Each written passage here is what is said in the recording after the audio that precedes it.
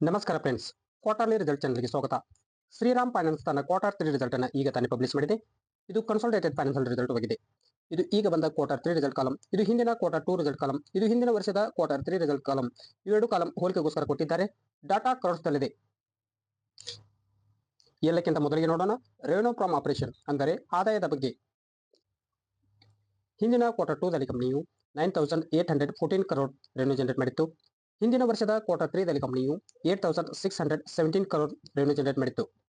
ಈಗಿನ ಕ್ವಾರ್ಟರ್ 3 ದಲ್ಲಿ ಕಂಪನಿಯು 10340 crore ರೆವೆನ್ಯೂ ಜನರೇಟ್ ಮಾಡಿದೆ.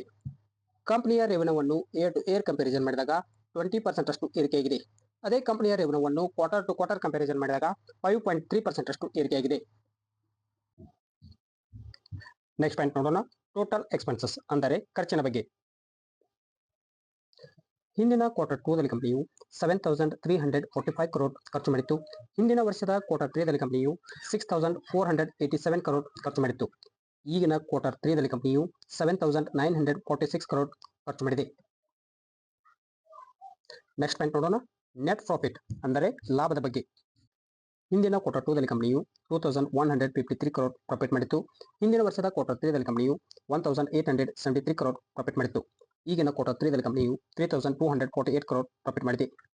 ಕಂಪನಿಯ ಪ್ರಾಫಿಟ್ ಅನ್ನು ಏರ್ ಟು ಏರ್ ಕಂಪ್ಯಾರಿಸನ್ ಮಾಡಿದಾಗ 73.4% ಅಷ್ಟು ಏರಿಕೆಯಾಗಿದೆ. ಅದೇ ಕಂಪನಿಯ ಪ್ರಾಫಿಟ್ ಅನ್ನು ಕ್ವಾರ್ಟರ್ ಟು ಕ್ವಾರ್ಟರ್ ಕಂಪ್ಯಾರಿಸನ್ ಮಾಡಿದಾಗ 50% ಅಷ್ಟು ಏರಿಕೆಯಾಗಿದೆ. ನೆಕ್ಸ್ಟ್ ಪಾಯಿಂಟ್ ನೋಡೋಣ, ಅರ್ನಿಂಗ್ ಪರ್ ಶೇರ್ EPS ಪ್ರತಿ ಶೇರಿಗೆ ಎಷ್ಟು ಗಳಿಕೆ. ಹಿಂದಿನ ಕ್ವಾರ್ಟರ್ 2 ದಲ್ಲಿ ಕಂಪನಿಯು 11 rupees 4 ಪೈಸೆ.